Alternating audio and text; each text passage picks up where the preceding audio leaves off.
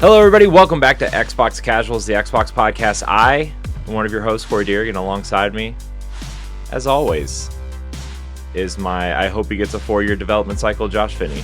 Oh, man. 4-year development cycles, Corey. I know. On the shorter side of AAA development, it feels like these days. Oh, yeah, you're not kidding.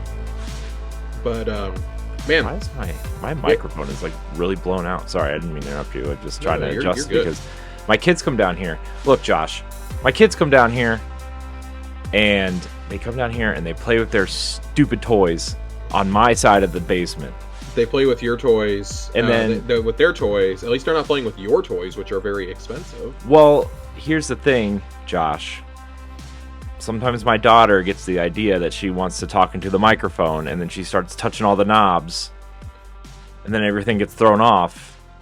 And I didn't notice it until after we started recording. Is this you telling me that podcasting is going to become a family career? Well, maybe. Speaking of podcasting, though, Josh, I get to be on my work podcast for our Christmas special. Lucky you. I know. Probably going to talk about AI.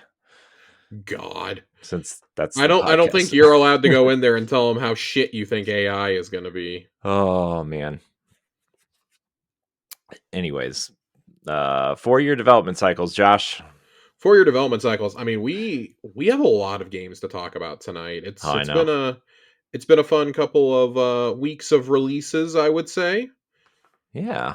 And I missed our last episode when we were talking about the partner showcase that happened. Yeah. How did you feel about that? It was fine. Not a whole lot that I really feel like highlighting. I guess it wasn't bad. It was better than the first one of these that they did. I feel like they're genuinely getting better with each of these. Yeah.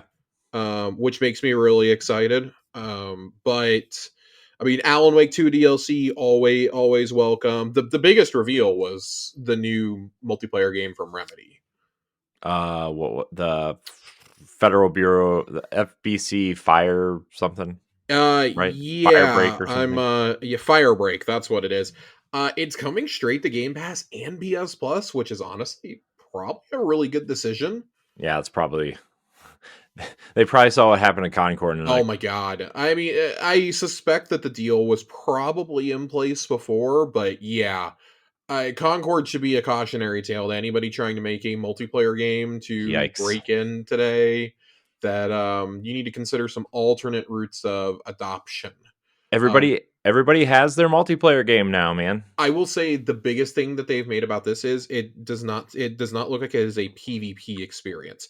It is a multiplayer PvE game, putting you in the ranks of the FBC agents. Take on the horrors of the oldest house using a variety of appropriately weird weaponry in this exciting co-op experience. Firebreak arrives in 2025, coming day one to Game Pass. That is straight from Xbox Wire. The fact that they clarified that it is a PvE experience and that it will have additional content but has a definitive end cycle of development was very reassuring. I think that's kind of what you have to do with these multiplayer games. Like you can do these co-op experiences, and I think it'll go over a whole lot better than another PvP experience. Yeah. So, especially in a genre where it's really hard to break in with those 3-person games, because most co-op games are 2 or 4. It's always really weird when you choose to do 3 or 5 or 6. Like Concord, I think, really failed because they didn't show us gameplay until like 2-3 months before release. Yeah. I still remember when they announced it last year with just like the title during that absolutely atrocious live service state of play that they did. Yeah.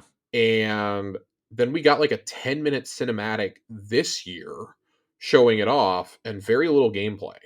Mm-hmm. The beta, like we all thought it was kind of a joke. Like we were watching the Steam charts and we're like, oh, only like 1,000 people are playing it.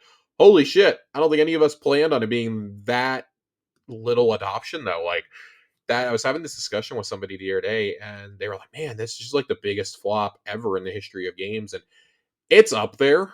But it is not Firebreak's fault. Not Right. entirely. It is the blame for this rests solely on Jim Ryan and Herman Hulst, in my opinion, for even greenlighting this game. Well, it wasn't greenlit by them. It was they bought it, which is even worse. That I mean, well, they bought the studio, but they could have looked at it at any point. It's the same classic argument we had about Arcane Austin, right? With Mhm. Redfall, like at some point you should have stepped in and said this isn't gonna work.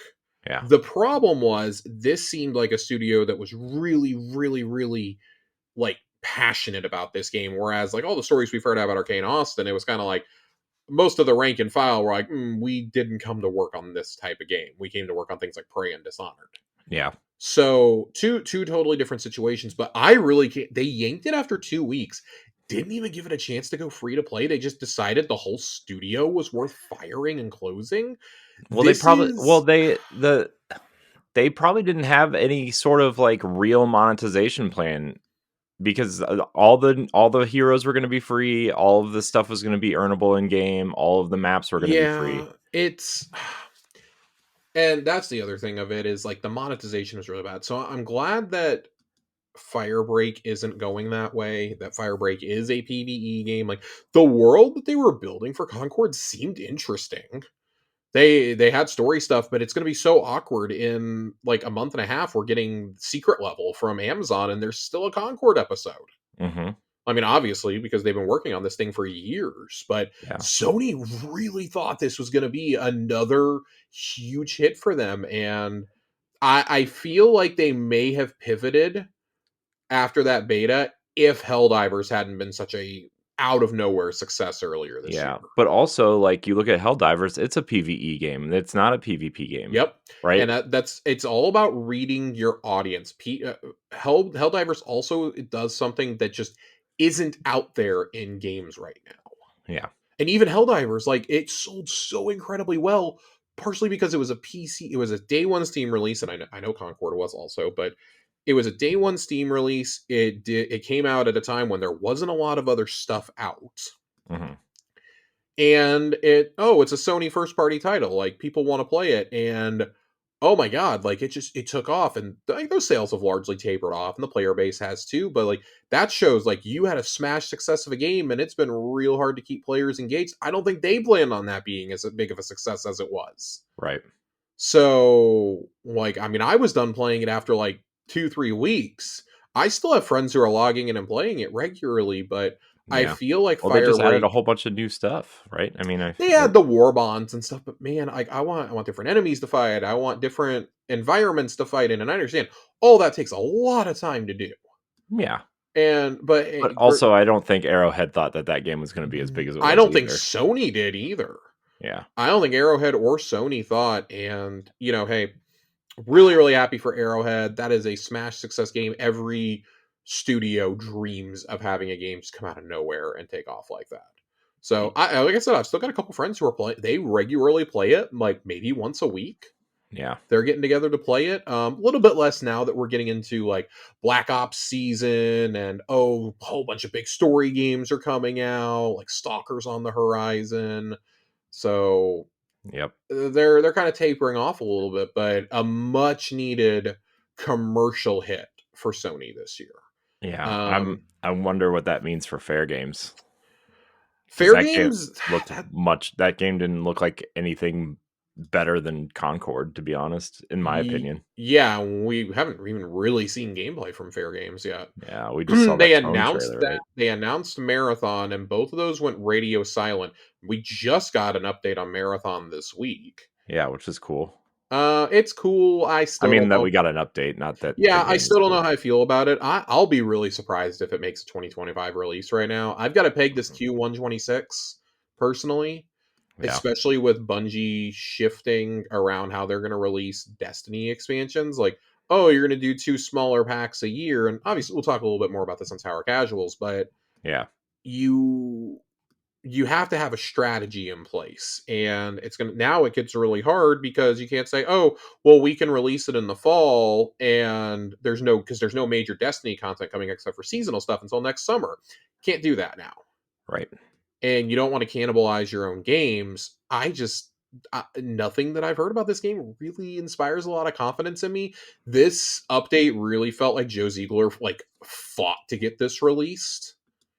I have a feeling he had to have a really, really, or either he fought for it or Sony fought him to release something on it. That Yeah. nobody really looked super enthusiastic. Mm.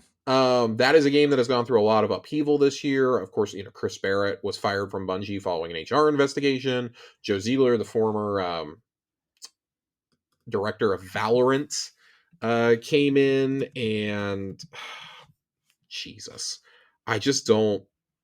I don't know how this is supposed to go. They've confirmed it's an extraction shooter and that there's classes you play as, and I'm trying my best to stay optimistic about this because I mean, if anybody's going to shake up and do an extraction shooter correctly, it's going to be Bungie.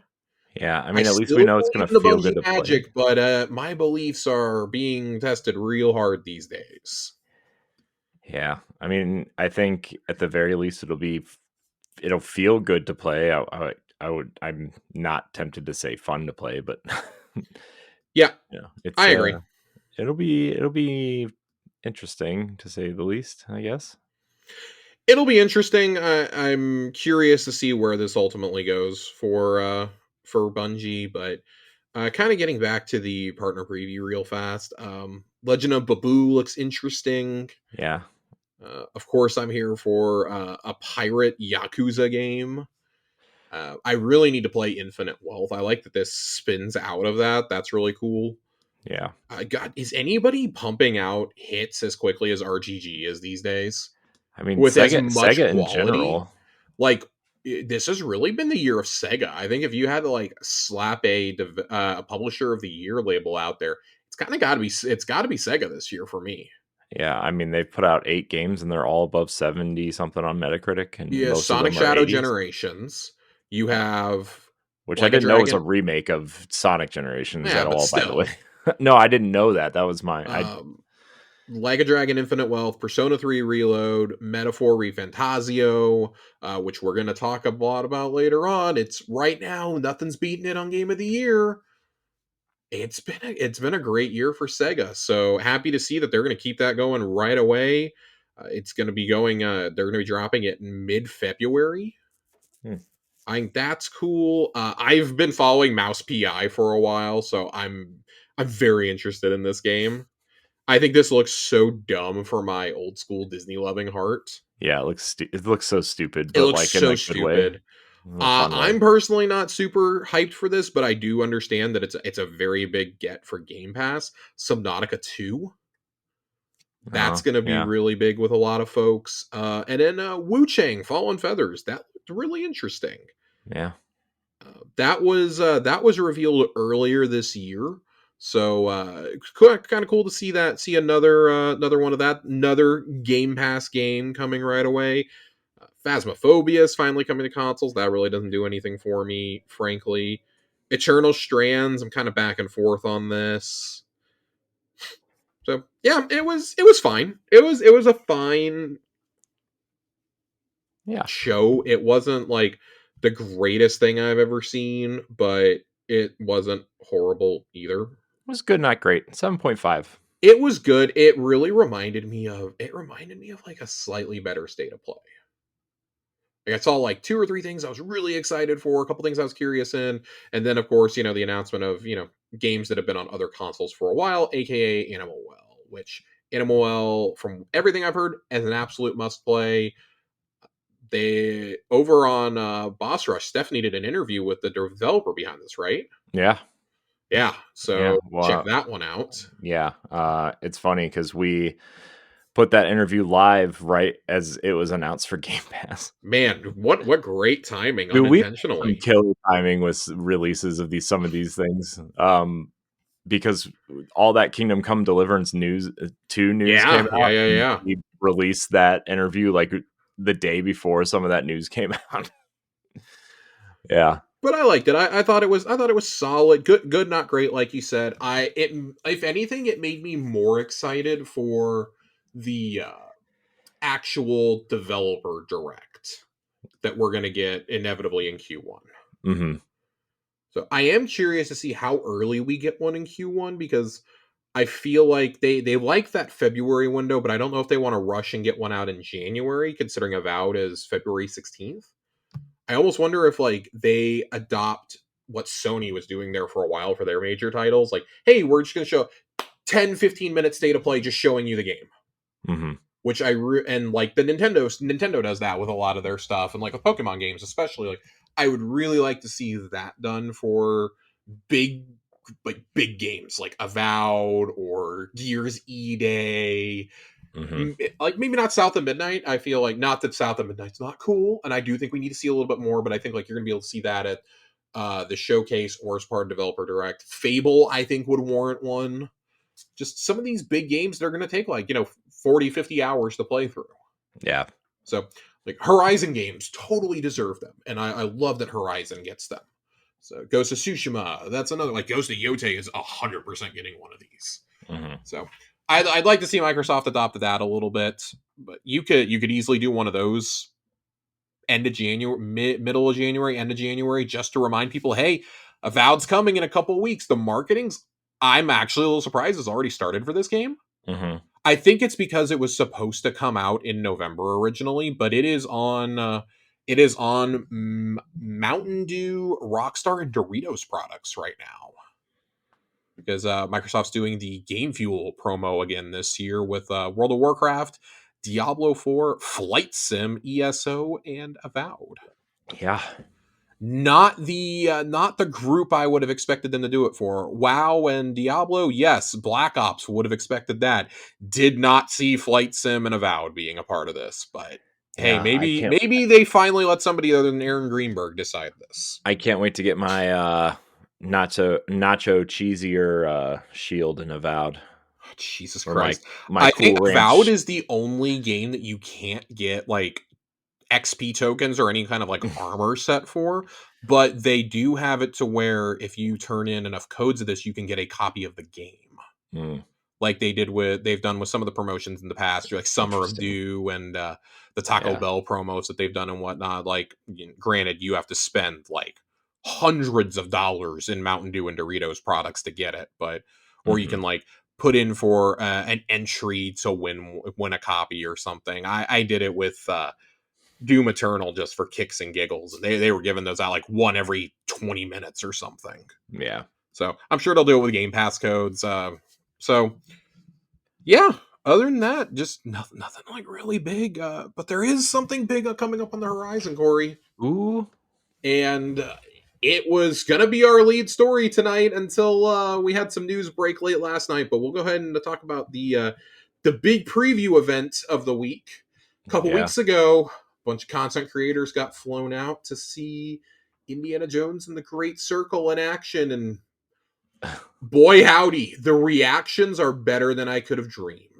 I mean, I was hoping that this game would be like a 7, and I knew it was going to be better than that because it's machine games, right? But like, it's We are getting the phrase could potentially be one of the best licensed games of all time thrown around right Oh my now. gosh, yeah. And that's not that I do not believe that was from an Xbox specific site, which made me It really was excited. I mean, Ryan McCaffrey said that this is going to be better than anything Machine Games has put out, too. That seems to be the general vibe because I feel like as good as the Wolfenstein games they've done have been, with the exception of Youngblood, Hmm. I feel like beyond New Order, they didn't really get played. New Order, Yeah. I feel, got played because it was the first Wolfenstein in a hot minute. It was early in that generation. There weren't a lot of FPSs that weren't Call of Duty out at the time. Hmm. Those games are awesome. Machine Games Yeah. really cooks when they're given time. And Hmm. they said like this was a dream project for them. Todd Howard has wanted to work on this IP for forever. Hmm. I mean, even if you go back to when most of that team was at Starbreeze, right, and they did the Chronicles of Riddick game that everybody loved. I'm so glad you brought that up because I always forget that they spun out of Starbreeze. Hmm.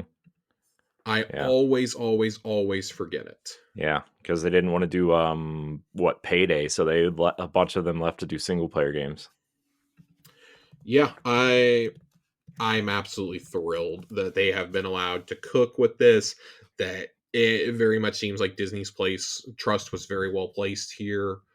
I Mm-hmm. can't wait. Everybody that I saw had just nothing but glow. Like, even people who are historically pretty down on Bethesda or on the Xbox ecosystem were like, damn, this is like a must play. I feel like that is part of why we were hearing the rumor spring up right around the time these previews were happening, that Microsoft doesn't want to push for multi-plat announcements as hard anymore. Like, they'll still bring games, but like, as far as announcing something in advance, they don't want to do that anymore, because if this game's a hit, they've already announced it coming to PS5. Mm-hmm. That undercuts a reason for people to get into your ecosystem on your Mm-hmm. platforms or on PC or whatever. Right. And I don't expect this to be like some sales milestone, right? But on PS5, it could be. We've seen how well Sea of Thieves sold, and that's a game that was 6-7 years old when it released. Mm-hmm. So I am very, very excited for this. You and I have stayed intentionally dark on everything about this game Yeah. as much as we're able to. Yeah. We saw and this is how you should reveal a game, by the way. I don't love that they announced it a couple years ago. I think they kind of had to, as like a term of the sale or whatever. Yeah. Yeah. But That felt like a Disney move. that definitely, because I mean, the movie was coming out. Yeah. This game very clearly probably was trying to come out last summer. COVID delays, man. Yeah. COVID delays. And the Well, whole the also, sale and everything else. So yeah. Also, like, the movie didn't probably do as well as Disney wanted to, so they probably are it like, well, definitely did we not. need to make sure this game is amazing. Yeah. Yep. Because the movie, as much as I liked it, because I'm a sucker for Indiana Jones movies, I know that a lot of people maybe didn't think it was that great. Mhm. And they just gotta make sure that this game is amazing. And it seems like they are, right? It seems like it really truly seems like they are doing indie justice.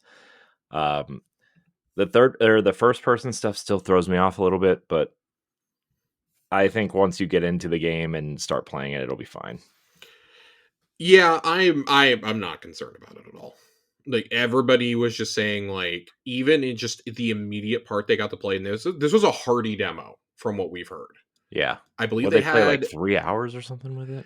Yeah, I was hearing, like, if you rushed through, you probably could have done it in about 90 minutes. But if you took the time to do all the puzzles and whatnot, then you probably spent about 2.5 hours. So I like hearing that.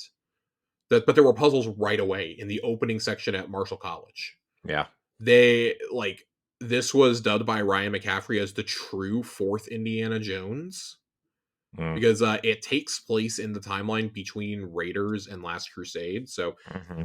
awesome, very excited. We're both big Indiana Jones fans. This very well could be the killer app Xbox has been waiting for. I just really hate that it's releasing as late as it is, because unless they start doing review codes soon, Mm-hmm. it's probably not it'll make a lot of it'll make it in time to be considered for publications. It won't make it in time to be considered for Keeley's show, so that's going to be a fun talking point for another year, Jedi Fallen Order style. Yeah. Yeah, about should that. should be an absolutely awesome experience. Now, I think the licensing team over at Lucasfilm and at Disney Games, shout out John Drake. I They know. have done an awesome job. He's been him He's and that team have crushing been it. really nailing where these things should go and where they fit, right? Even like you even look at the Avengers, and if you think about Mhm. it from a single player perspective, like that team the Tomb Raider team should have been able to like make a killer first person or a first one single player experience, And it's right? worth noting that was greenlit before he went to Disney. Yeah, I know, but I'm just saying, like, even then, like, But I'm like going through the Rolodex of things that he's greenlit over there. mm-hmm. And not just for Disney properties, but for Lucasfilm and for uh, Marvel. Fox and Marvel and all that. I mean, there's Spider-Man partner. There's the continuing. I don't even see Spider-Man. The existing Marvel partnership with Sony. Mm-hmm. There was Lego Star Wars Skywalker Saga, Disney Dreamlight Valley, Alien Fireteam Elite. Heck yeah, Disney Dreamlight Valley new expansion announced this week, Josh. I hate you so much. The Storybook Vale. I'm ready. Unbelievable. I'm ready. Sign me. They've announced a sequel to Alien Isolation, which has just become a cult classic at this point. They've done 2 Tron games now with Bithell Games. Mm-hmm. Not something I would have ever had on my bingo card, Mike Bithell making 2 Tron games, but here we are. Right. They've done, obviously, Fallen Order and Jedi Survivor. They're working on a 3rd Jedi game right now. Supposedly, Respawn is working on 2 other Star Wars adjacent titles. We heard rumors about that one is an FPS and one is an RTS Mm-hmm. that are being developed over there with Respawn and maybe some of the other EA teams. Star Wars Squadrons was a thing at Motive. They are just crushing it on all fronts. And then we had the Blade announcement Yeah. last year at the Game Awards for Xbox. So really, really, really happy to see this. And of course, Indiana Jones is one of those games as well. So Yeah. absolute shout out to John Drake. He said, one of his goals is really trying to see like, okay, what can we do with these Fox properties now that everything's taken time to get integrated? What can we do here? So Yeah. Outlaws was one. So Mm-hmm. it just, I would say the only like real miss was that Disney Speedstorm, that free to play racing game. Yeah. It's Josh, it's bad. It's not it. It's bad. If they would have just released a Mario Kart clone with Disney characters and just gave us a season pass like Fortnite, but no. It's not great. It's yikes. It's yikes. So, yeah, big week with the Indiana Jones previews. It seemed completely awesome from everybody who talked about it. And it wasn't just outlets. They did a really good job at including a bunch of different types of content creators there too, which I really appreciated. It wasn't just, people who only play story games or, people who only play Bethesda games. Like, there was a pretty decent selection of people that went out there. So definitely check out some of those reactions if you're interested in that game. Yeah. And of course, we will have a huge blowout on it when we get to play it. That'll probably be our last show of the year, honestly. Talking Indiana Jones. Yeah. That comes out right before the holidays. Kind of depends on how quickly you can get through it. Because I don't want to rush this one, but I know I'm going to rush through it because I'm very excited. Yeah, that's the only game I'm going to play for like however long, right? Yeah. So. And it sounds like it's going to be a pretty hearty adventure. I'd probably guess it sounds like it's probably going to be about 15 to 20 hours to do everything, which for a single player game, not bad these days. Yeah. I would rather have games that take that long as opposed to just games filled with bloat. That's what I like so much about Spider-Man 2, as much as like Spider-Man 2 was good. It's just like, I didn't like it as much as the other two. And you could 100% that thing. You get the platinum in under 25 hours. Loved it. Loved that so much. I didn't feel like I rushed through it at all. I damn near 100%ed it on my first try and didn't even play around really after the campaign was done, and I clocked in at 21, 22 hours, something like that. I was very happy. No guides or anything. That kind of the perfect length for a AAA game right now. Yeah. I'm so tired of these mega long games. Not everything needs to be a Metaphor or a Dragon Age or anything like that. Yeah. But continue. Do you have any more thoughts? I can't wait. I think it's going to be great. I can't wait. Because continuing on the subject of Disney collaborations, there has been a shakeup in the leadership of the Initiative. What? What? News about the Initiative again? This is good shakeup, though. This is a very good shakeup. I'm very excited for this. Brian Horton is no longer the creative director of Marvel's Wolverine from Insomniac Games over at PlayStation Studios. He is now going to be the creative director of Perfect Dark. And also it should be known that this comes from Stephen Totillo over at GameFile. This has been confirmed by basically everybody overnight. Cameron Christian was the previous announced game director for Wolverine, is staying at Insomniac in a different role. The game will now be helmed by creative director Marcus Smith, and Mike Daly will serve as the new game director. If those names are a little familiar to you, it's because they helmed Ratchet and Clank Rift Apart. Is that what it was called? Rift Apart? Yep. I almost said Rift in Time. It's a crack in time and a Rift Apart. Rift Apart. So that is then they're taking over the exact same roles they had, creative director and game director. The changes atop the Wolverine development team are the result of creative decisions around the game, two sources told GameFile. SIE's rep declined to comment on the reason for the role changes in Wolverine. As for Brian Horton, who has previously worked as the creative director on another lauded Insomniac game, Spider-Man Miles Morales, my favorite Spider-Man game, this is why I'm excited, has already found a new high-profile gig. He is now the new creative director for Perfect Dark, being helmed and co-developed by Microsoft's Initiative Studio and Embracer-owned Crystal Dynamics. He will be bringing his wealth of experience to the upcoming reboot of the classic Secret Agent series, a rep for Xbox confirmed to GameFile. This is a win-win. Mm-hmm. You are getting two guys who probably were kind of sitting around twiddling their thumbs, because I don't know that they were rushing to get, not that Ratchet and Clank isn't popular, I don't know if they were rushing to get another one in development since Astrobot was being worked on. Right. So I don't know how much they were really rushing to do another Ratchet and Clank right away. Yeah, plus that, like, the quote-unquote planned Spider-Man DLC is not happening anymore, right? Like, I mean, that... Yep. Which is that team was going to work on, I guess. Yeah, things have been pretty murky, and we know Insomniac, some of these changes are almost certainly because of the leak that happened last year. Mm-hmm. So I am curious to know what changed from that. The DLC is one thing that got canceled right off the bat. That was on their roadmap. We were supposed to get DLC, didn't happen. It is coming to PC though.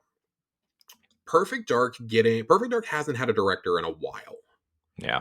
So I'm pretty excited for this. I think these teams keep switching team members though. Drew Murray was one of the ones who was on the initial initiative team. Was he originally the creative director or not? I can't really remember if he was. I don't remember, to be honest. I want to say that he was. I'm looking it up right now. Drew Murray was the design director, but he left in February 2021, shortly after the reveal, to rejoin Insomniac Games. We've talked about Drew before.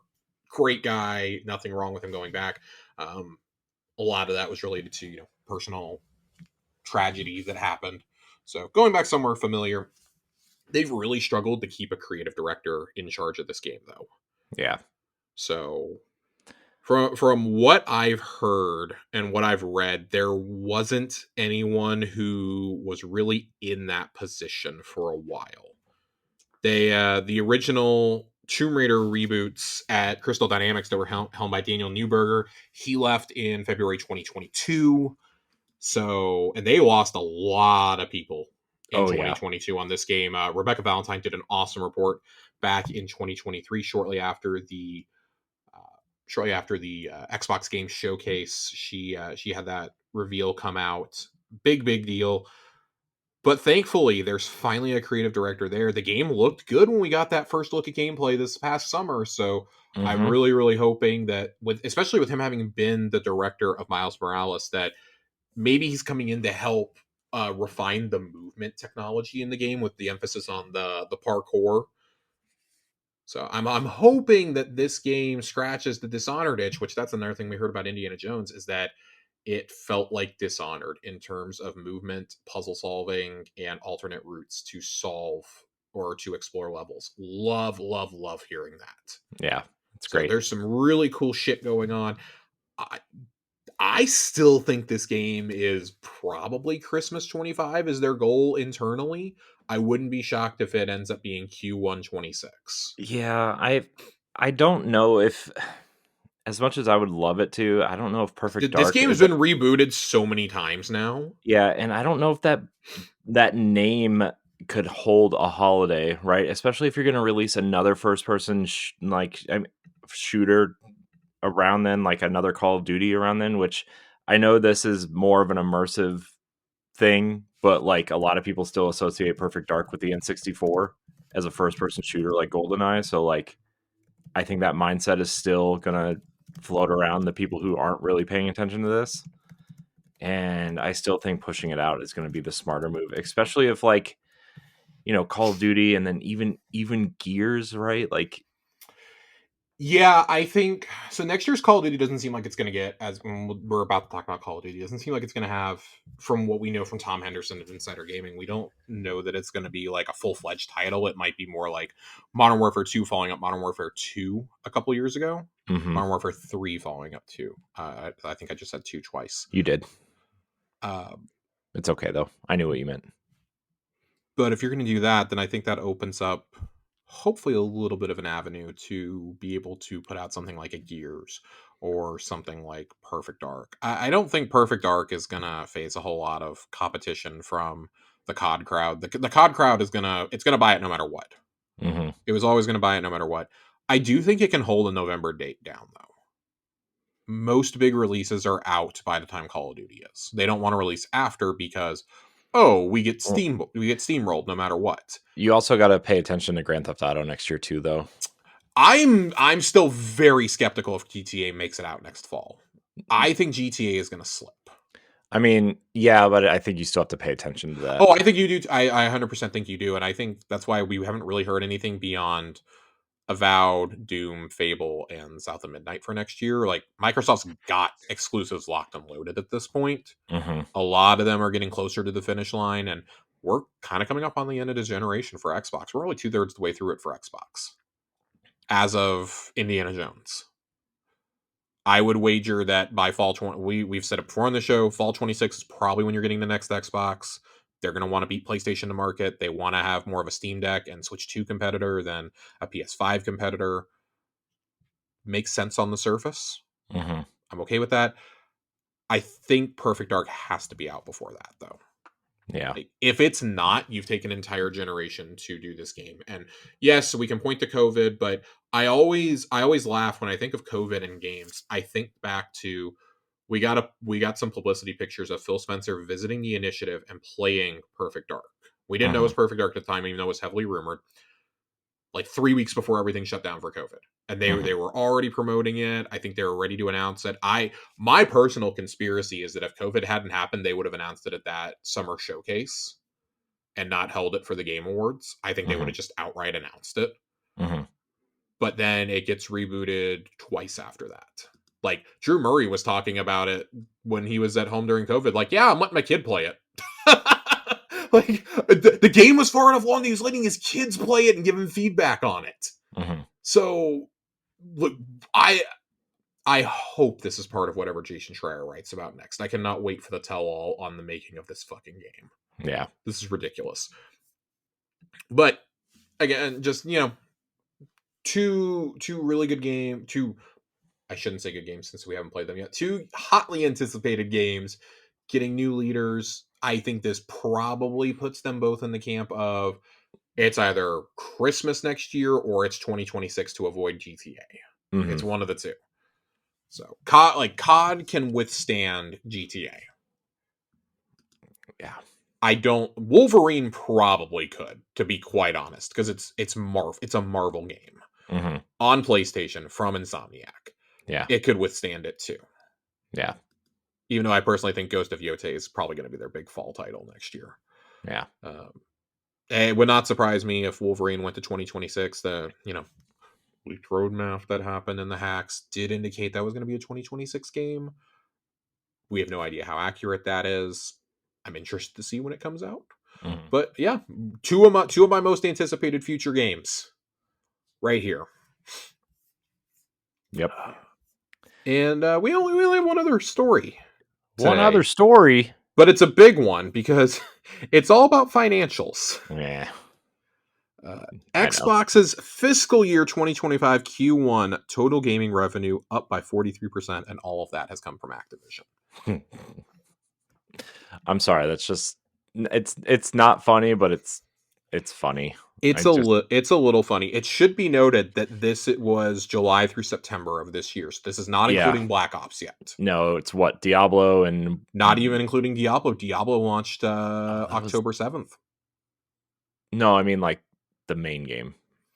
Or was that last year? That was last year. That was last June. Really? June 2023. It came to Game Pass in March of this year. What is happening to time, Josh? I don't know, but I'm time is a flat circle. I'm very impressed. This comes from WCCF Tech. Since the acquisition of Activision, Xbox's gaming revenue has grown by 43%, with all the gaming revenue coming specifically from Activision Blizzard. Additionally, content and services revenue grew by 61%, with 53 points of net impact being from the Activision acquisition. It is assumed that the growth comes from Game Pass and would be expected since some of Activision's games are finally making an appearance on the subscription service for the first time. It's the first time that people who use the service will be able to play a Call of Duty game via Game Pass, as Black Ops 6 was added to the service as a day one release. It should be noted that during July through September, Modern Warfare 3 was added to Game Pass. So, just so we're clear, there was some Call of Duty stuff. Xbox hardware revenue declined 29% year over year. That was somewhat expected. They didn't have Series X Pro coming out. They don't have a handheld, anything like that. And let's be honest, the last year hasn't really been the greatest for exclusives. Last year, at least in that Q1 fiscal year 24 window, you had Starfield coming. Starfield released at the end of that. Regardless of what you think, Starfield, did sell well on PC initially. You didn't really see a lot of Game Pass growth from that, but you saw a lot of engagement there, which is what they were wanting. So, right, big deal. I'm very interested to see what happens here. They have increased the price of Game Pass Ultimate from $16 to $20 a month, and $20 is about the most I'm willing to pay for this service. I got to be honest with you. Yeah, it's for Ultimate. Now, I understand that a lot of that is, as first-party games continue to come out, that service was going to need to get more expensive. I don't know if doing it the first year you had Black Ops, or a Call of Duty game, I guess I should say, releasing day and date. I don't know if that was the time to do it. Yeah, I'm not sure. I'm not sure that was the time, especially because I've been pretty open that I don't think it was the time. I think you should have seen how Call of Duty did first, or how your Game Pass revenue changed with Call of Duty added to it, and then if more people bought Call of Duty than sign up for Game Pass on Xbox, then you raise it. If not, then you keep it or whatever. And I know it's all about shareholders and stock BS and whatever, but still, like, if it gets too expensive, you're gonna lose them shareholders anyway, because nobody's gonna be buying your product. So. Yeah, you're gonna lose your consumer base. But Satya Nadella in the same earnings call was talking about it and said it was awesome. Satya Nadella said that last week's launch of Black Ops 6 was the biggest Call of Duty release ever, setting a record for day one players as well as Game Pass subscriber adds on a game's launch day. Unit sales on PlayStation and Steam were also up 60% over last year. Modern Warfare 3 sold pretty goddamn good too. So I also think like the beta was received really, really well for this game. Call of Duty General Manager Matt Cox added, "Thank you to all our players around the world for making Black Ops 6 the biggest COD launch ever. Our goal from the start has been to bring this great game to as many players as possible, wherever they are, however they play. Black Ops 6 is an amazing game, and the response from the COD community has been incredible. This is only the beginning. Nuketown is days away, and Season 1 is right around the corner." I gotta say, I do think this has been awesome. I think that the reception to this has been really, really well. And I'm having a pretty great time playing this. Yeah, I gotta be honest. I'm gonna talk about it in just a second. We got one last Call of Duty story. The franchise, as of Black Ops 6's release day, has now reached, according to the Washington Post, 500 million lifetime units. It's insane to think about, but then you consider how many, like, it's missed 1 year since 2006 or whatever, and like it actually should be noted. I need to correct myself here. It reached this figure before Black Ops 6 is taken into consideration. Yeah, so that'll add another 20-30 million units at some point. I would say it's probably going to add 25 to 30. Yeah. It does not seem like Game Pass cannibalized this sale at all. I don't. Yeah. I mean, especially if a lot of people are probably still playing on PlayStation, and also, they said 60% up over year over year sales on PlayStation and Steam alone. That's insane. Yeah. And the concurrence on Steam has shown it has outpaced both Modern Warfare 2 and 3, and it did that in a matter of minutes, essentially. It's So insane. that's great. This really, really seems like it's validating that strategy. Analysts were saying that they felt that it could lead to 2.5 to 4 million new subs on Game Pass. Hmm. And keep in mind, you only get this with Ultimate. You can't get this with any other tier Game Pass. So that's people who are paying $20. Now, granted, are you going to be able to keep are you going to be able to keep those players is the thing. And Hmm. I think that with you, and that's the whole thing about enticing you to join, right? Oh, Yeah. you're getting Black Ops out. It's now. Oh my God, look at all these other games I have access to. And then, oh, Yeah. Stalker's going to hit next month. Then Indiana Jones is coming, and oh my God, well, what's this game about? Maybe I'm going to be interested in this. And Right. oh, Doom is coming to this too. Like, Yeah. and you're hoping and praying if you're a shareholder, if you're one of the, or you're one of the accountants with the fucking Excel sheet open that decided that closing down Tango Gameworks was a good idea, that Yeah. you're hoping and praying that your decision was justified and these people forget to cancel. That's Yeah. what you're hoping for. Hmm. And then, I mean, maybe you get somebody, oh, a new Fable? I haven't played Fable in like 20 years. This game looks pretty Yeah. good. Oh, and nothing, they say nothing about like if new Forza slips out at some point. Yeah. Like, okay. Well, Oh, I was already gonna buy a couple of these games. I guess I'll just like keep my sub and play them on there. yeah. And oh, by the time you've done that, the next Call of Duty is ready to come out. Yeah. And then, oh, So, Call of Duty's fun. Oh, a Gears game? This looks pretty great. mm-hmm. Yeah, that's what they've been hoping for 10 years. That's what they've needed for 10 years. They were hoping Starfield with that game, and to be fair, I think Starfield could have been, even though it, came out at an 84 on Metacritic. I know Ah, that's heresy today, yeah. but that game coming out the way that it did, if they had just had more games in the pipeline for last fall and for Q1 and Q2 this year, I really think that could have been the beginning of your momentum. It needed to be, and it Hmm. wasn't. Yeah. So it had impossibly high expectations placed on it. We talked about this ad nauseum. We're not going to relitigate old things, but this, I think, really could be the beginning of the headwind if they can keep a solid release strategy. If you could get those 4 games out by like next August, I think Hmm. you're going to be in pretty good shape. Towerborn is going to be coming to consoles too. I think that's much more of a console focused game than anything else. Yeah. I haven't heard anybody talk about that game being in early access for Steam though, so that's a little concerning. Yeah. I think a lot of people though that are looking for that game are waiting for the Xbox version. I I feel think so like too. It really feels like a spiritual successor to Castle Crashers. hmm. And hey, they're probably waiting for it to come to Game Pass, frankly. Yeah. So it does not seem like it has cannibalized it at all, Corey. Yep. This game is awesome. It's I'm really enjoying Black Ops 6 right now, Yep, it's pretty good. Um which is something I did not expect to be saying going into this year. It is the 21st Call of Duty game and the 7th Jesus. entry in the Black Ops sub series. Seventh entry? 7th Oh, there was entry. that weird declassified version on the Vita or PSP or Yep. whatever. Yeah. Yep. Yikes. You were asking when is the last time that they missed a year? It was 2004, the year Yeah. between Call of Duty and Call of Duty 2. Mm. I said 2007. So, 2007 was Call of Duty 4 Modern Warfare. yeah. Well, yeah, because it came out like right after Halo. It came out literally like the week before or the week after Halo 3. It was after. It was definitely after. But man, dude, we were eating good back then. We were eating Halo and Modern we were Warfare. eating really really good. Oh, We were eating so well. Jesus, it was so good. yeah. I mean, but this game is really good. It's really surprising me.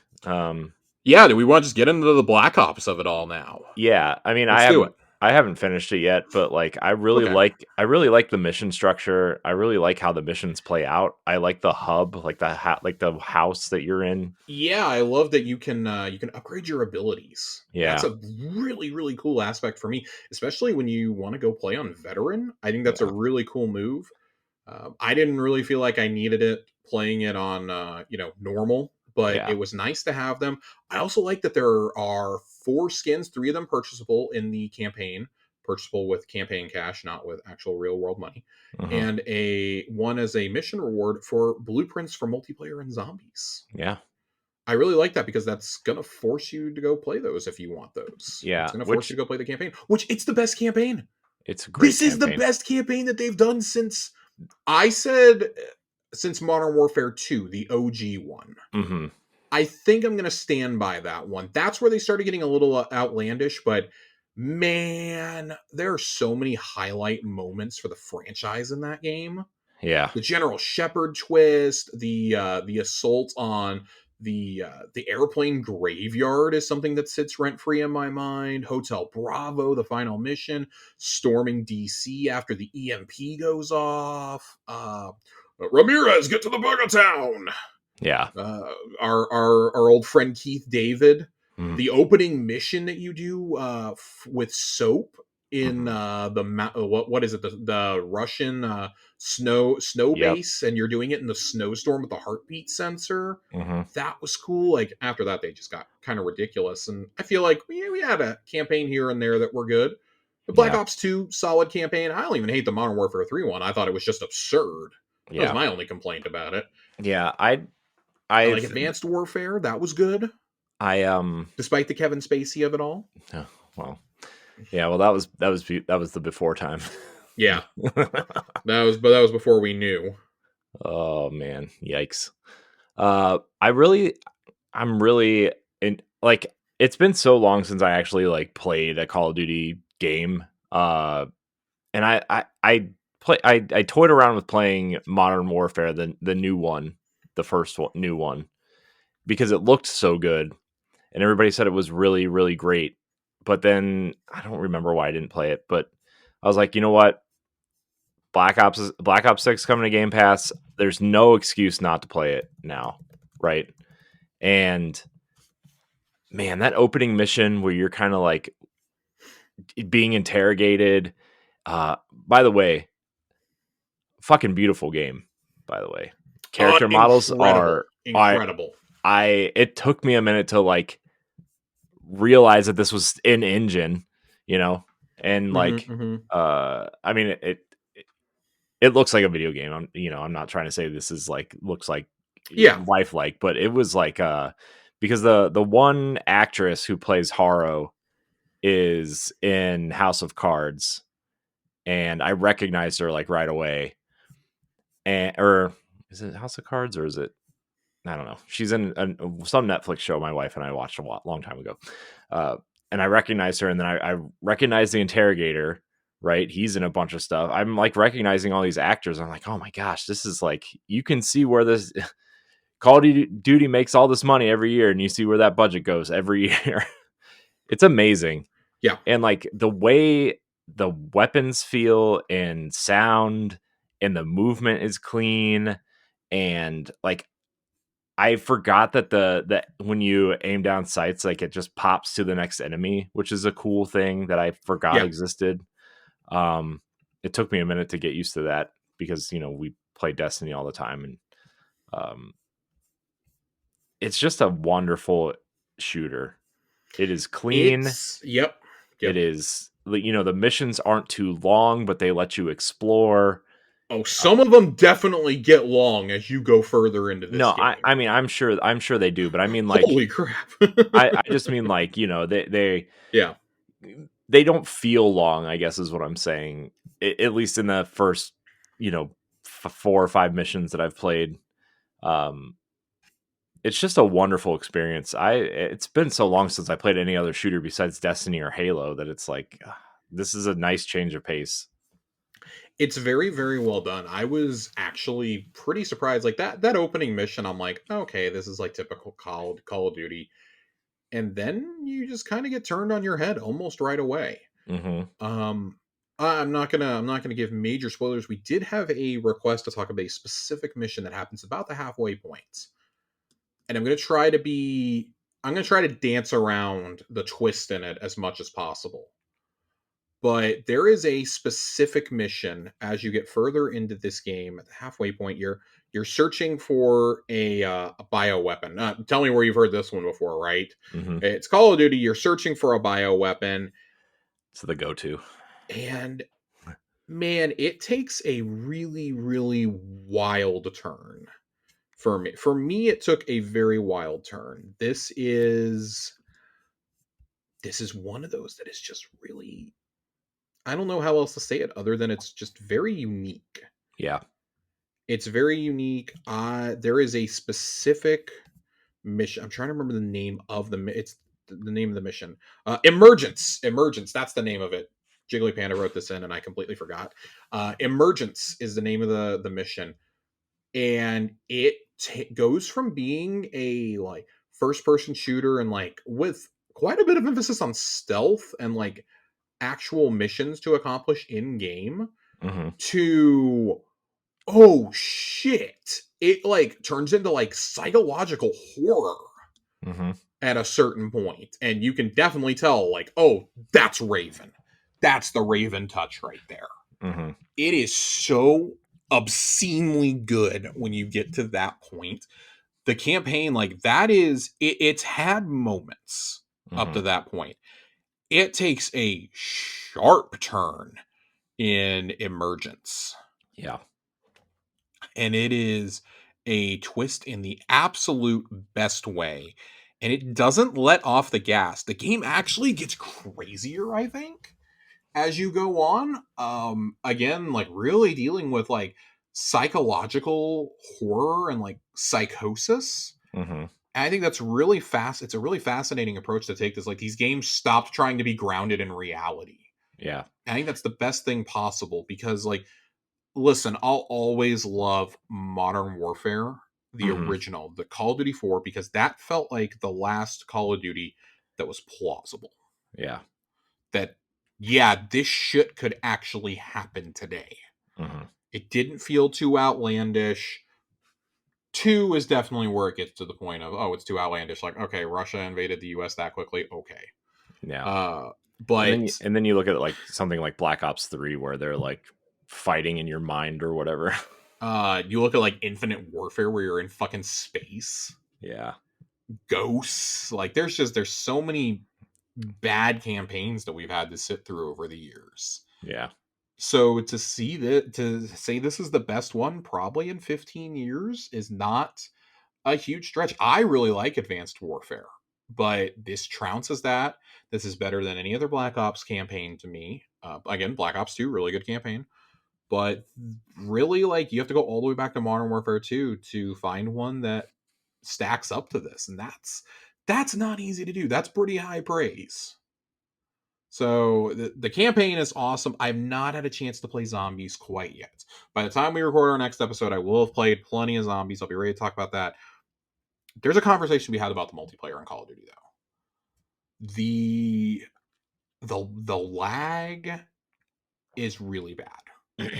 It's Is really it? bad this time.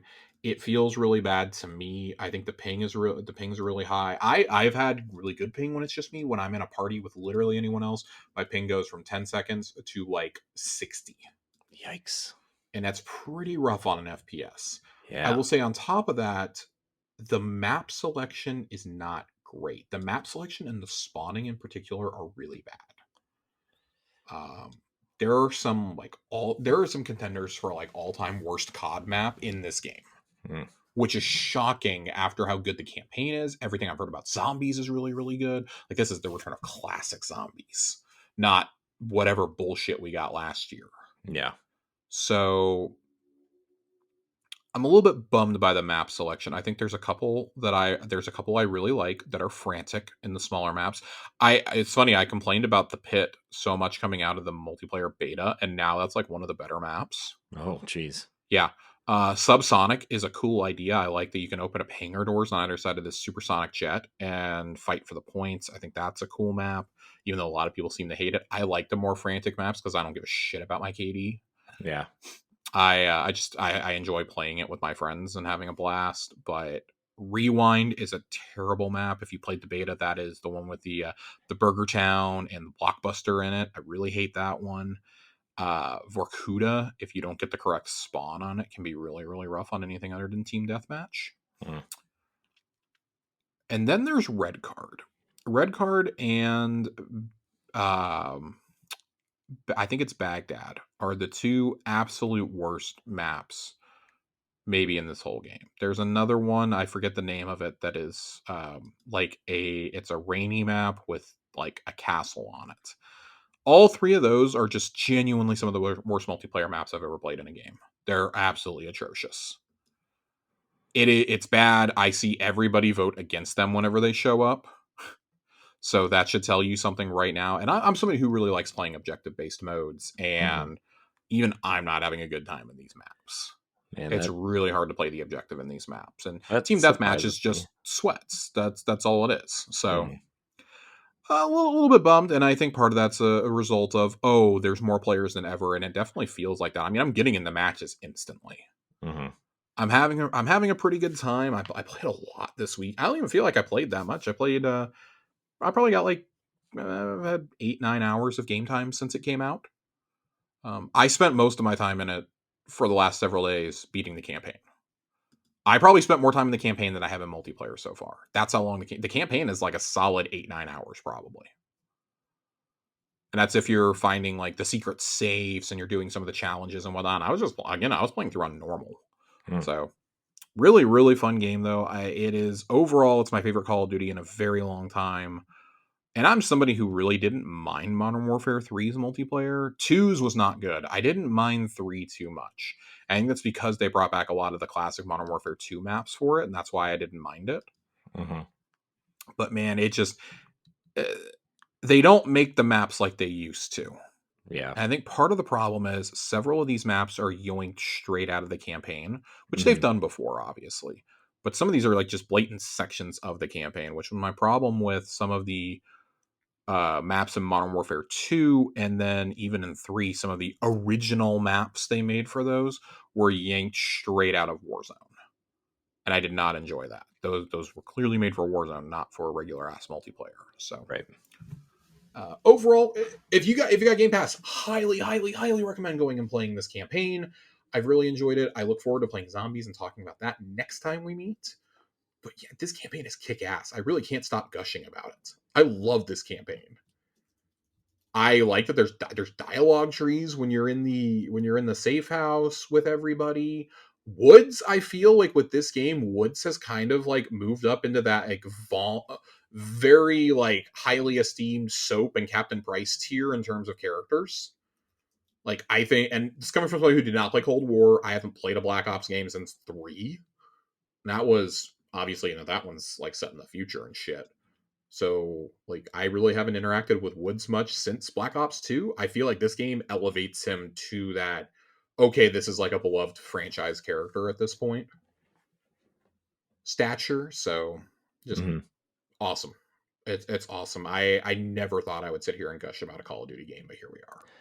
I didn't think we would either. And It's so good, man. I'm really enjoying Call of Duty. yeah, I'm actually gonna finish it.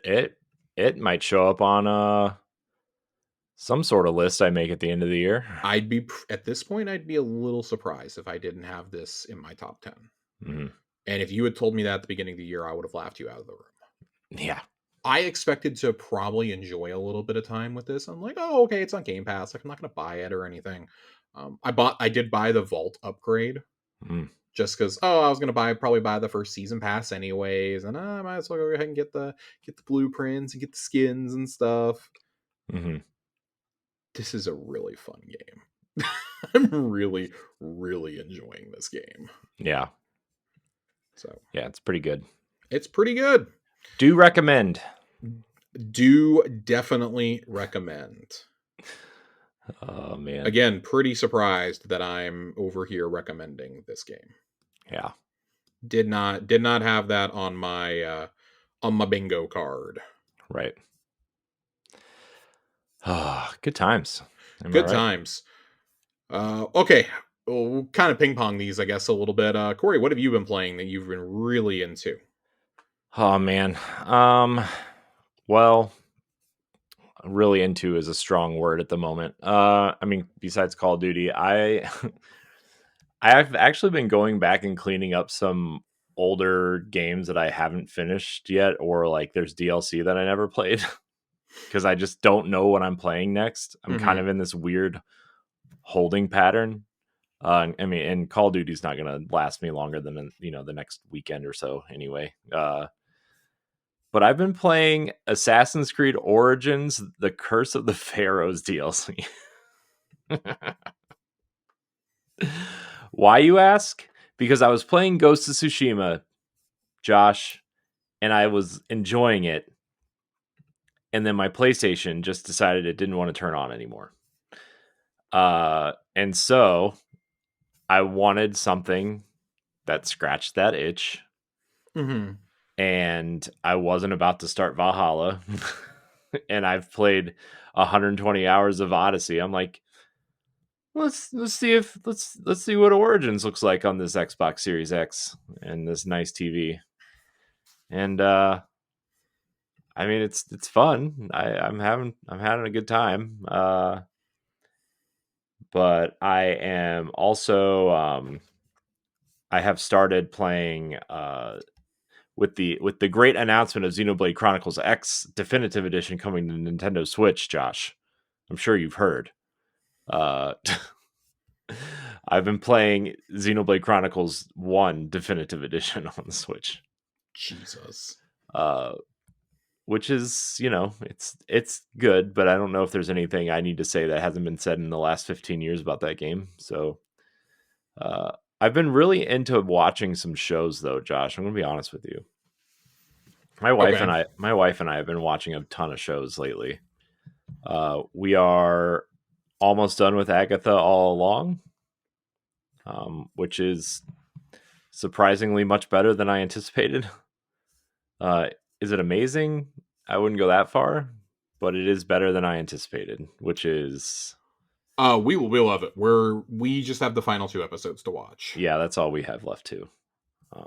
We just I had to record stuff last night, and we'll have the weekend to watch it. But yeah, I'm really interested to see how it wraps up, and how this fits into the MCU, because it's it's cool, it's strange, it's fun. I think it's what the MCU needed, though, right? It needed something different than It needed to be a little kooky. yeah, and it's more personal at this point than the big giant. Oh my gosh, it's going to change the whole universe type thing. Yeah, I would agree. Which is what I really liked about WandaVision, um, in a lot of the ways. So that's good. And then we've been watching on Netflix Nobody Wants This, that show with Kristen Bell and Adam Brody. Yeah, Yep, Adam Adam Brody. Brody, good Seth Cohen. Yeah, it is a wonderful show, Josh.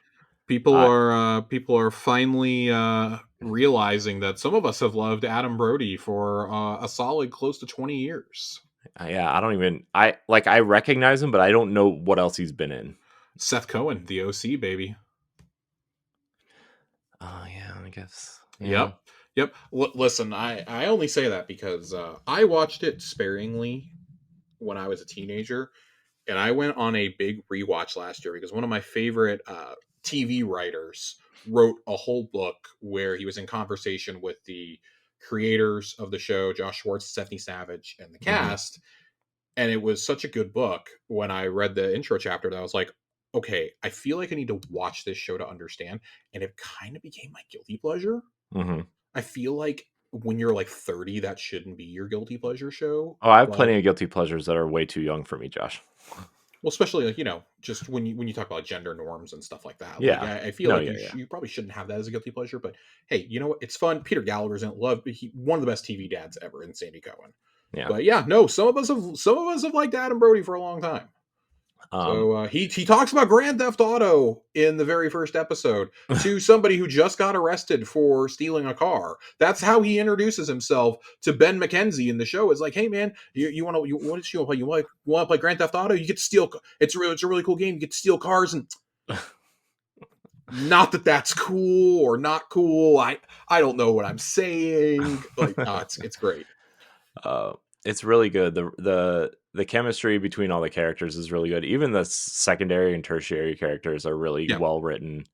I like a really good like I like well written rom-coms. I hate generic rom-coms. For sure. This is one of the good ones. I highly recommend it. It did get renewed for a second season, and I am Yeah. worried that they're going to mess with the formula. For those who don't know, it's about uh, um, Adam Brody plays a modern kind of well, he plays a rabbi, but he's kind of like a modern take on a rabbi. Very into that side of the job and everything, but he's also like just like a normal dude. Uh, Mhm. and Kristen Bell is the host of a sex podcast, and with the girl that plays her sister. I recognize the sister, but I don't know what her name is. She's you know, their chemistry is really good though. And then, you know, they just get into this crazy relationship that you would never expect two sides, you know, the typical rom-com story, but it has a huge, like, the twist is good and the chemistry is good and it's well written, and the character, like the brother is really funny. He's the tall guy. I don't know if you watched Veep or not. Yeah. But he's like the tall guy, the tall, lanky guy in that show, the idiot.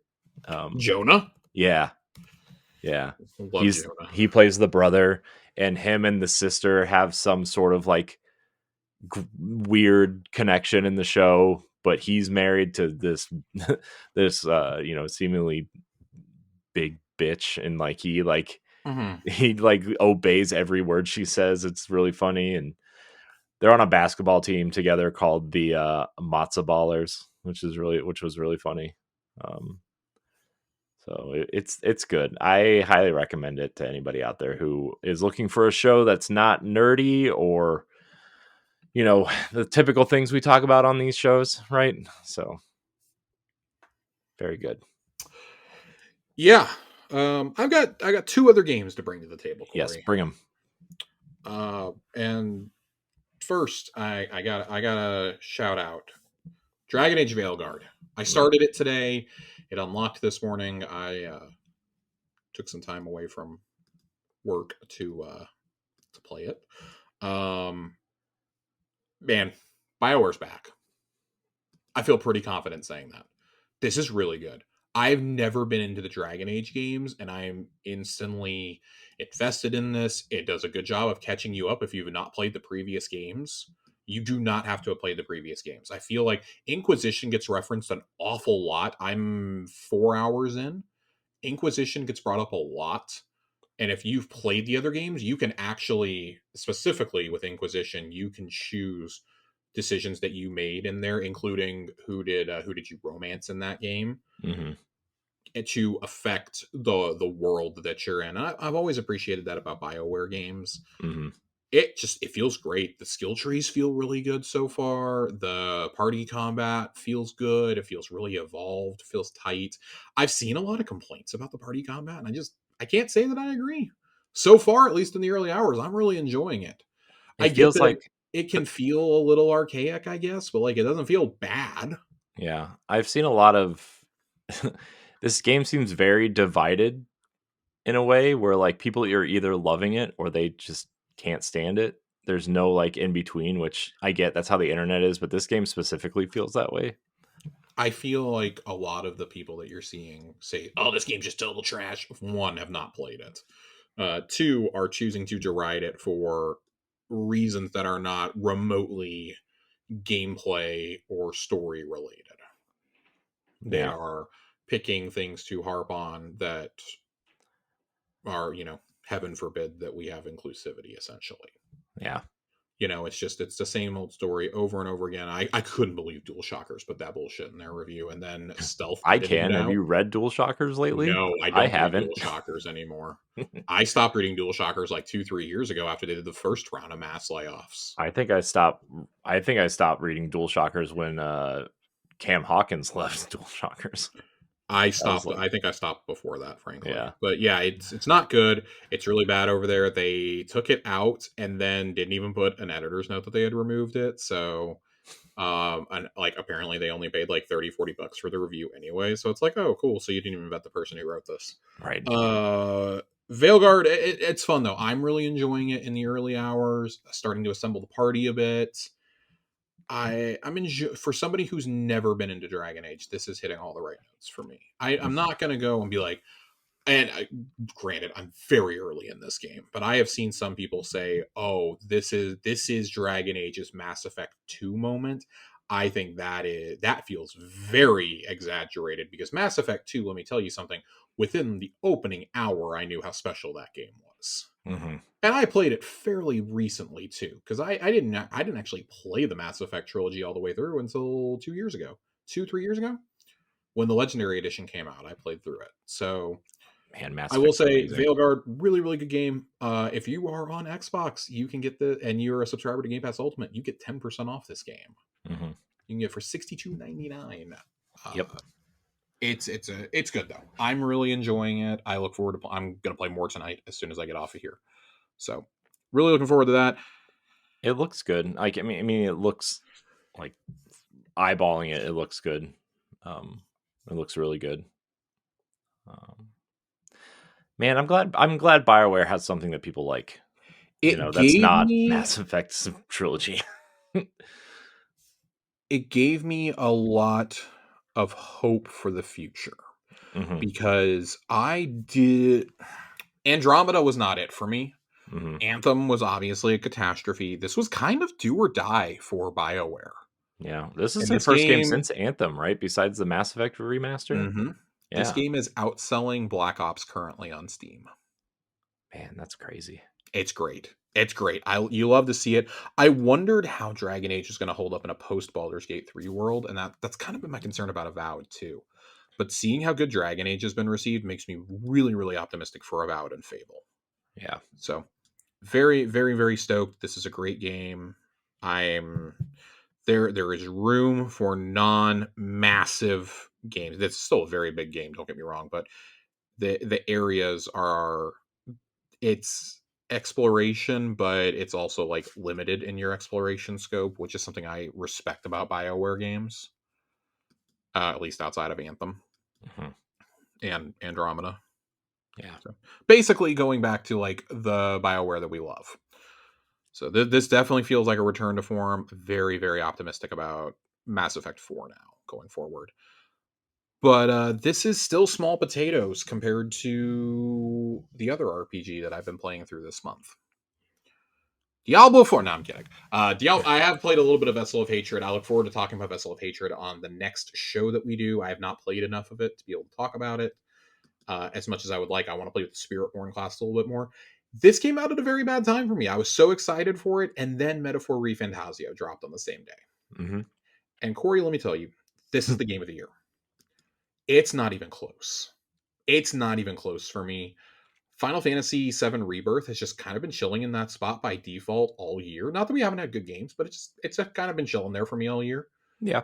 Astrobot made a valiant effort. I don't know if and this is no disrespect to Astrobot, I don't know if it's going to be my top 5. It probably will. I have not gotten to as many games as I wanted to this year because most of the games I've played have been mega long. Yeah. This game might be the best game Atlas has ever made.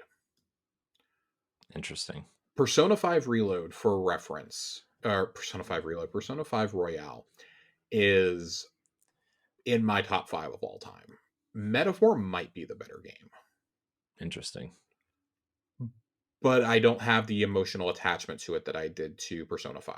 Persona Mm. 5 came out at when I played Royale for the first time when it came to Game Pass a couple years ago, came out at a really important time for me.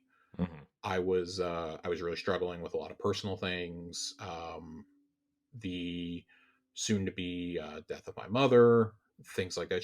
We had just gotten her terminal cancer diagnosis literally like 3 days before this game came out, Hmm. and I got COVID on top of that. So I spent my time recovering from COVID playing Persona 5 and just really bonded with the story and with the characters. Same thing happened when I played through Persona 4 and Persona 3. I think those games are incredible. Hmm. Metaphor takes that concept and applies it to high fantasy, and despite it being rated T, tells a much more mature story, I think. Yeah. This game gets fucking dark. There is a moment in the campaign where you ask a certain person, "What are you planning to do about so and so?" And he just simply replies, "You don't even have to finish getting the question." He goes, "I will kill him, no matter what you select." And you're like, "Oh my god, this guy is actually insane." He tell you pick something up and deliver it to a character, and he goes, "Oh, thank you for delivering this. By the way, you saved me the trouble of shifting through the wreckage for it later," implying he was going to commit some type of genocide. Yeah.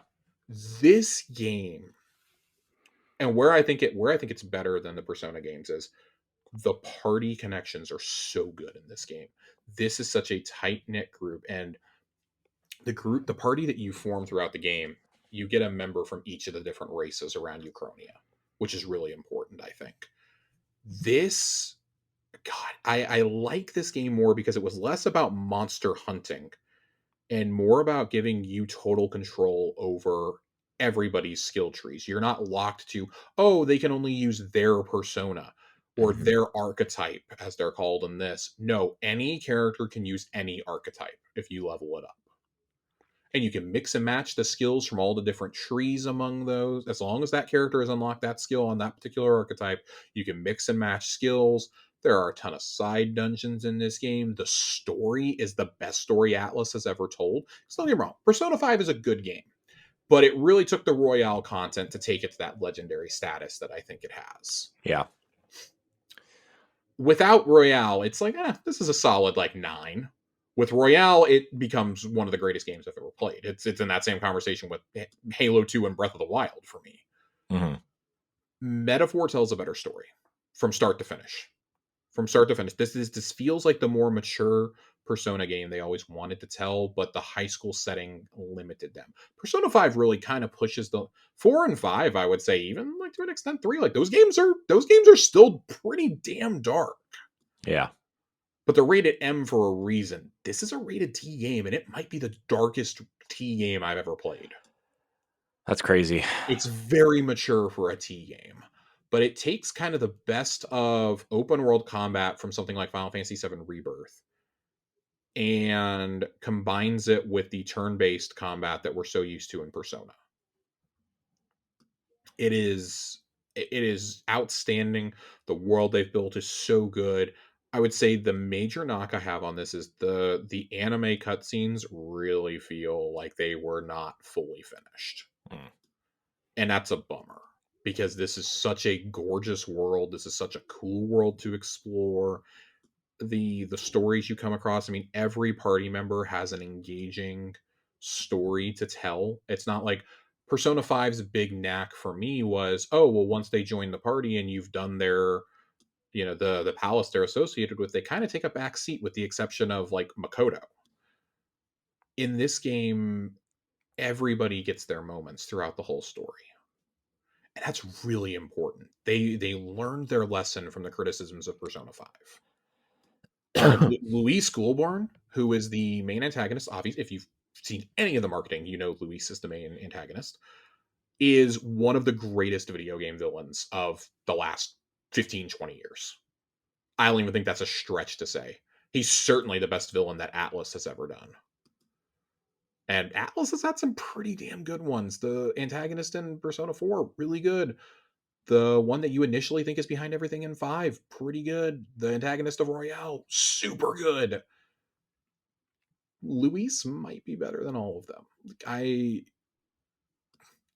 He's up there like on that Sephiroth level for me. Like we're gonna talk about Luis as a villain for years to come. We're gonna talk about Will, the protagonist, for years to come. I think voicing the protagonist is so important for this game. It's so much to it, even though it's can kind of feel like the character's kind of lifeless in his dialogue. It still adds so much to this game. It's so good. I can sit here and gush about it for so long. This is far and away the game of the year for me. Indiana Jones would literally have to be and this is no disrespect to machine games, it would have to be an all-timer to beat this right now for me. Yeah. Dragon Age would have to be an all-time experience, like a Mass Effect 2 level experience for me to unseat this right now. I I don't know the last time I was this captivated by a brand new game world for the first time. Like, it might be when I stepped out of the tomb in Breath of the Wild. That might be the last time I was this captivated by a game world. It's It's crazy. it's that good. Like it is that good. I don't think it has like a Breath of the Wild moments like that, but you hit you hit a point about halfway through, and again, it's kind of like Black Ops in that regard. Like you hit a point, and everything you thought you were doing in this game suddenly gets turned on its head, and it becomes a totally different type of game. And it is probably the fourth major dungeon, is what I'm thinking of, and it is so special when you do it. It has some of the it is the best dungeon in the game. It has so many unique puzzles in it that I really, really enjoyed. And it took a long time. They made it a challenge to try and do these dungeons in one in-game day. But you can easily do every single quest and every single social link and have time to spare by the end of this game, which is something I cannot say about my first playthrough of any Persona game. It's not possible in Persona games. That's They good. make it possible here. So, and I think also trimming the social links from 10 to 8 makes it much more impactful. You get something rewarding every single time you level up a social link. Hmm. So, that's really important. That's how you unlock all the archetypes, obviously. I do look forward to a new game plus at some point. I don't know if they're going to do DLC for this or if they'll do like a Royale edition. Atlas is kind of moving away from doing that. Yeah, it seems like they are. I think they want to move to DLC. They've also like realized that people are just tired of paying for the same game 2 or 3 times. I actually have two friends who are holding off on playing this because they're, you know, they've been triggered before. I gotta say though, man, it's so good. This world is so unique. I need a sequel immediately. I don't remember the last time I played a game and went, I need the next one right now. It might be Persona 5 might have been the last one I felt that way about. And this is it should be noted, this is from the core team that made 3, 4, and 5. Yeah. They wrote, directed, designed, and scored this game. So whereas the team that did the Royale content for Persona 5 is handling that series going forward. So that series is in great hands. Yeah. The Royale content is, like I said, far and away the best part of Persona 5. The best characters, the best palace, everything. So we're in really good hands there. Just this is an exclamation underscore Hmm. highlighted, circled in Sharpie moment for Sega right now. They had a Game of the Year contender come out 3 weeks into the year. They have another one 3 months close to the end of the year.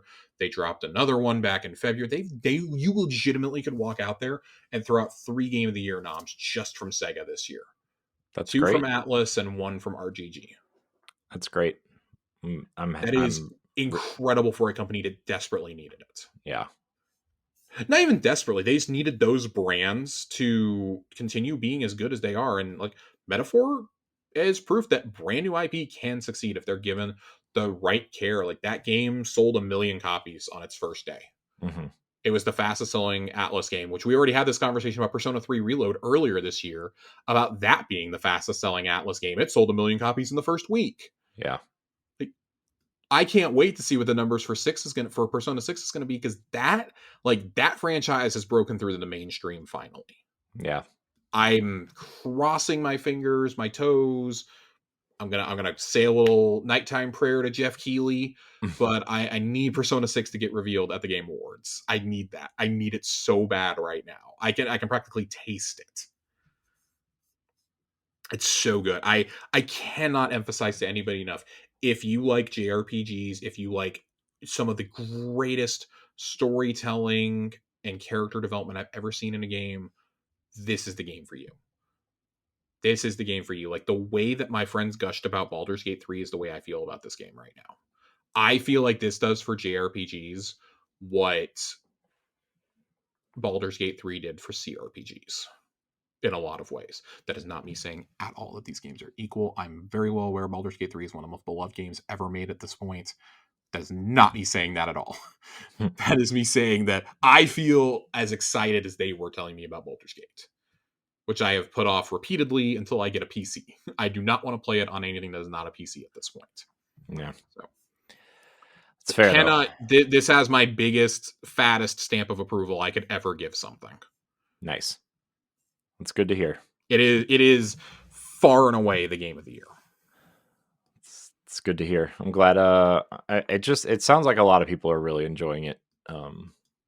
So I'm glad that Josh approved. Stamp of approval. Stamp of approval, baby. It's great. Stamped with a double N. Whoopsh.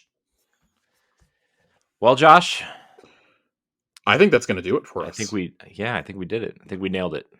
Nailed it. Yeah, it was weird recording this on a Thursday. Yeah. But anyways, yeah, this show is going to be on Fridays now, every other Friday, alternating with Tower Casuals, our other podcast. You should check that out if you're into Destiny. If you like this, you should rate us, leave us a nice review, subscribe on YouTube, all those things. Josh, thank you for your time tonight, as always. Always. You doing all right with the Mavs? No, okay? We're getting our ass kicked right now. Oh, we're down 20 to Houston in the third. It's bad. Yikes! We beat the Lakers last night, so yeah, I know. The Cavs are 5-0 to start the season. The Mavs are about to drop to 3-2. I know. Quite excited, except I don't want to get my fingers crossed or get too excited because it's Cleveland sports, and something's been off about Luka too to start this season. He has looked really bad on his shooting for some reason. Huh. He is not the automatic guy that we expect. I think the MVP case might the fifth game of the season might already be in the crapper. It feels like that it's just going to be SGA's year, like for no reason other than they got to give it to somebody other than Jokic. So catch me in a corner praying that Giannis gets it over him. Yeah, this is getting out of hand real fast. Klay Thompson looked real good for those first 3 games and did not look great in Minnesota. Not looking good tonight, unfortunately. So hoping this team gets it together. But hey, it's not football, so I'll take it. It's fair. It's a long 82 games is a long season. I know. So I'm not ready to sound the alarm yet. This first month is probably it's one of the 2 hardest stretches of the entire season for us. I mean, in our first 4 games, we had to play the Spurs aren't hard, but like Wemby can be weird. Things always happen on opening night. And then the Suns and the Wolves, like this team played 3 games in 4 days to start the season. So that's always pretty rough. I just, gonna hope that. I almost screamed when it looked like Luka hurt himself the other night, because if he gets hurt, the season is over. It doesn't matter how early or how late in the season it is. The season is over at that point. So kind of feel like that's the point we're getting to is, this is bad. We're down by 23. Yeah. All right. Corey, get me out of here. I'm not having a good time. The Browns won, though, Josh. I one in a row. Amazing. All you had to do was just pull fucking Deshaun Watson. Yeah, let's we didn't pull him. He injured himself. Oh, I'm aware. Anyways, I want to thank everybody out there for watching or listening to this this podcast, Xbox Casuals. Check out Tower Casuals. Check out all of our other stuff. Thank everybody for watching or listening. Until next time, we love you. Goodbye.